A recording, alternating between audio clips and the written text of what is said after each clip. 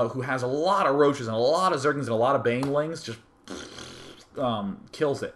So whenever you have a composition that's like Zealot, Stalker, Void-Ray, Phoenix, Colossi, there's too many phases where, because you're teching all over the place, or because you're just investing money to get all these things, that you have the money mix in the end, but it's just not very big, and you lose to size. So that is really what makes it hard. Let's see here. I'm going to take one question that kind of relates to this. That Anteater King says, do you think a double gas steals Protoss is viable in the upper levels of play? I mean, sure, why not? I mean, gas steals were great in Brood War. But again, anytime I hear some sort of kooky strategy like that, I actually would like to relate it back to what we just saw, where it's like the early expand to the gold. People who steal another person's gas sometimes get this feeling of, oh, I took his gas geysers, therefore 1-0. Or the people who take the gold expansion are just like, I have the gold, I cannot lose, and that's not true.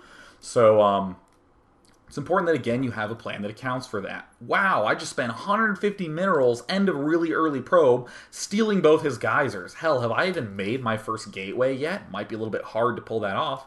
But if you have a way to, say, make a gateway and maybe make 2 and chrono boost a lot and then get your gas a little bit later, then you could potentially make use of it, because they're all considerations you should make. Don't ever get super over eager at some little thing that happened. Oh my god, I got off a good storm drop. Oh, I got my goal. I stole his gas. All this. Keep cool. Stay cool. Stay classy. So let us see here. I'm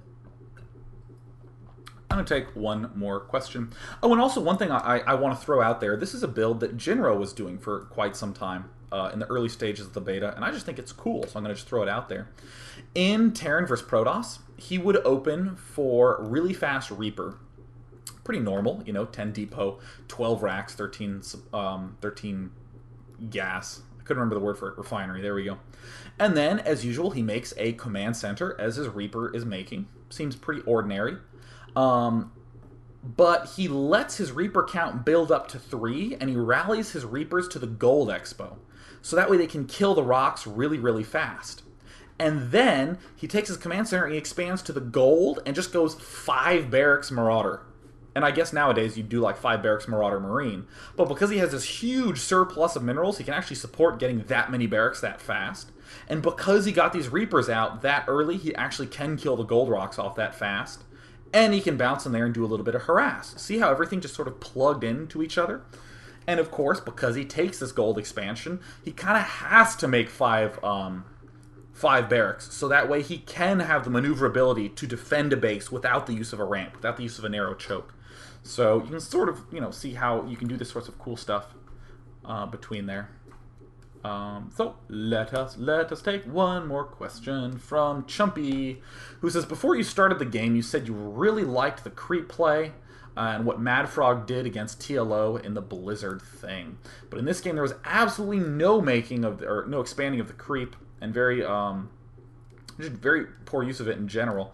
And to defend MadFrog a little bit, it's a very empowering feeling to get the gold expansion and to just keep throwing on larva. You can always spend it. That's one thing that you'll notice if you watch Idra play, is a lot of the times when he gets those creep tumors with his queens, you note that he wouldn't have been able to use the larva if he had spent the 25 minerals on that instead. He just wouldn't have been able to make use of it. So it's just like, oh, very well-timed creep tumor. But it's so easy to fall into that trap of, oh my god, I actually can keep making larvae. Oh my gosh. And then suddenly you get to a point where you realize, after the fact, god, I guess my creep isn't very well spread out. Because, I mean, creep is one of those things that's going to take a very long time to really sink in how important it is, because it's like this intangible kind of thing. It's kind of like a lot of the reason why people didn't get upgrades for a very long time in Brood War, because it looked better to have the unit, but in reality it feels and functions more effectively with the upgrades. So I think that over time people are going to have to start going, yeah, I really should have creep because I need the speed linked together.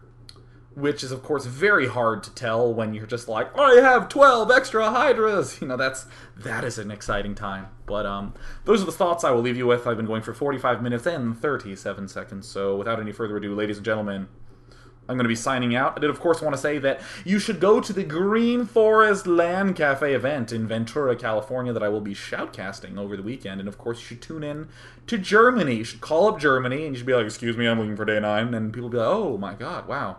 Germany, looks like someone's calling for you. So I'm going to be at the Intel Extreme Masters Global Games Challenge Cologne. That's like 15 words, but I'm going to be shoutcasting that, so I'm very excited to go out there and do that. You should tune in. And if you live in Germany, I'd be delighted to meet you.